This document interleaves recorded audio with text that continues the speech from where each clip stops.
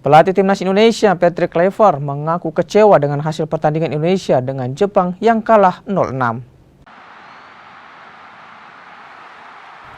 Bertanding di Osaka, Jepang dalam rangka kualifikasi Piala Dunia zona Asia, Itses dan juga kolega harus pulang dengan hasil 0-6, kalah atas Jepang. Meski kecewa dengan hasil ini, Patrick Kluivert menyebut kekalahan ini sebagai pembelajaran. Dirinya akan fokus untuk mempersiapkan skuad Garuda jelang pertandingan putaran keempat kualifikasi Piala Dunia 2026 zona Asia pada Oktober mendatang.